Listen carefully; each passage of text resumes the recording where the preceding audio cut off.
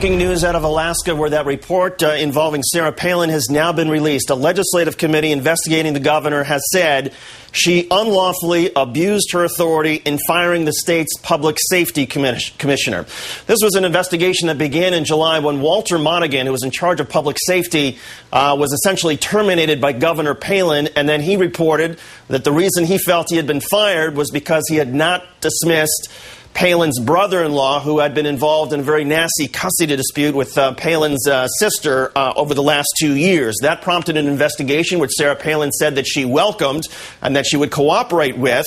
And then when she was named John McCain's running mate, she decided she would not cooperate. The McCain campaign tried to squash subpoenas to many members of her staff. But again, this report out tonight says that, in fact, there were more than 19 different phone calls from Governor Palin, her husband Todd, her gubernatorial staff, as part of the effort to pressure Public Safety Commissioner Walter Monaghan to fire Palin's brother-in-law. There is one glimmer of possible good news in this for Sarah Palin, and that is the investigative report concludes that the family grudge wasn't the sole reason for firing Monaghan, but says it was a contributing factor. And the fact that the report now says that it was a contributing factor to Palin's decision to fire Walter Monaghan, that undercuts what Sarah Palin has been saying for the last several months.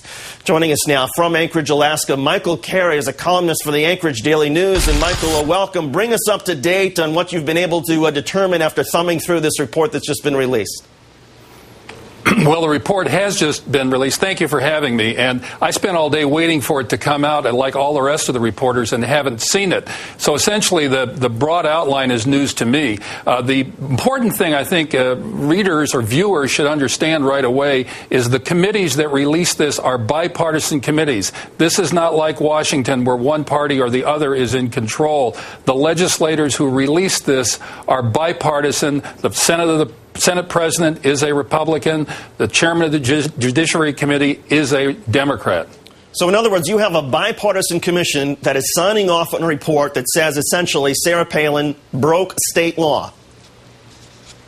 I don't know if yes, I gather that's correct. The important thing to realize is it's not surprising they could come to this conclusion because of the amount of time, effort, and intensity over a period of years the Palins invested in somehow getting Trooper Wooten fired. And it's important to remember he's a member of the classified personnel. He's a union member. He's not an employee who could just be fired at will. It's very unusual by any standard. And again, I should clarify, this was a legislative investigation, so even their conclusion that she broke state law does not mean any sort of immediate criminal charges. But doesn't this open the door? No, there'd be a record. Doesn't this open the door to there possibly being either, a prosecutor taking a look at this, or at the very least, doesn't this give great fuel to Walter Monaghan if he wants to now file a lawsuit against Governor Palin? That could be true. He is an at-will employee, but that doesn't. He could be removed if she wanted to make changes, as she said she did. But he does retain his civil rights. He is, does have those rights under the Constitution, and presumably he could exercise them if they were violated here. Where does this go next?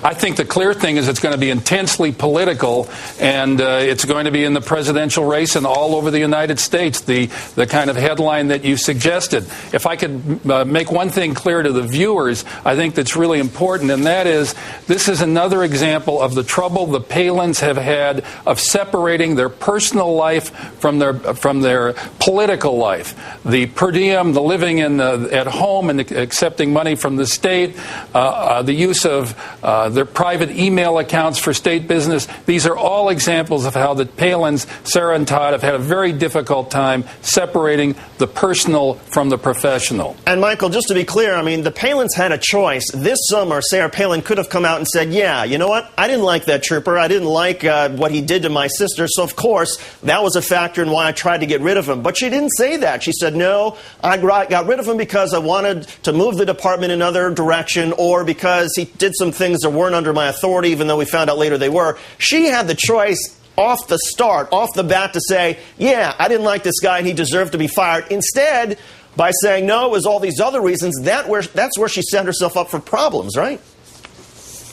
That's absolutely correct. And clearly, when she became candidate for vice president, everything changed. The people who were running her campaign entered into this, into Troopergate. And I think they made it a much, much bigger issue than it would have been if she said, as her husband has said, that I was concerned about my family. I want to defend and protect my family. If I went too far, I'm sorry. I won't do it again.